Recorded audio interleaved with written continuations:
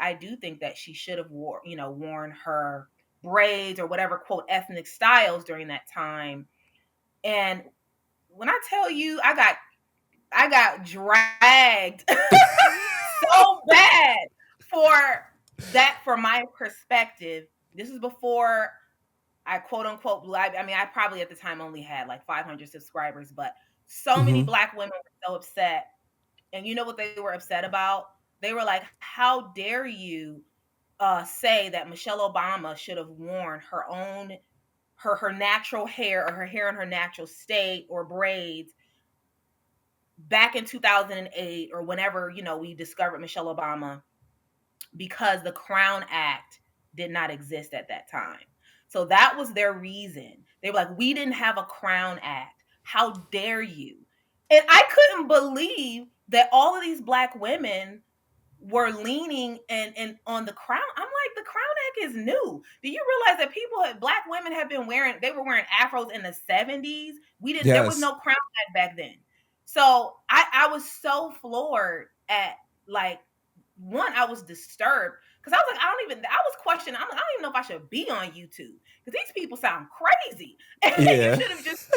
But bottom line is, I love the fact that you were the only person who thought like this was something noteworthy, because it was something that, like, I think you might have saw in mainstream media a little bit, and then it just disappeared. Nobody else talked Yeah. about it.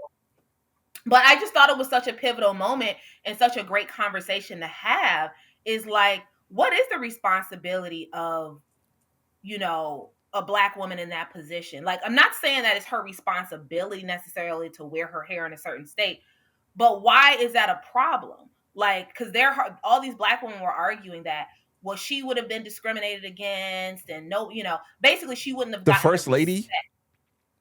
How the first lady will The be first discriminated? lady would have gotten discriminated against. She wouldn't have gotten the respect she deserves because the Crown Act didn't exist.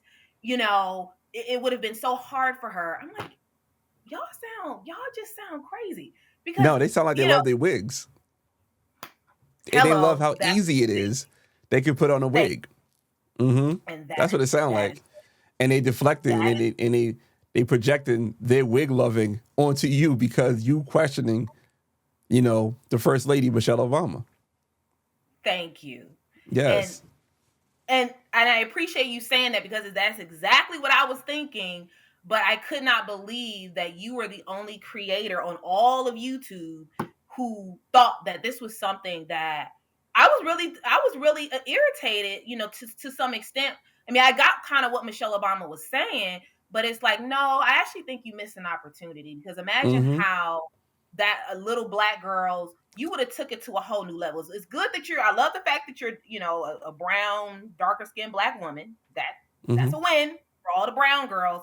But Yep. imagine if you would have decided to also wear your hair in its natural state.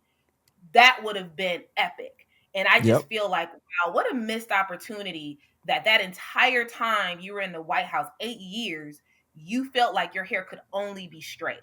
That's the only way that you could present yourself. And the fact that other Black women also did not agree or also felt like she did the right thing, I was so disappointed in Black women.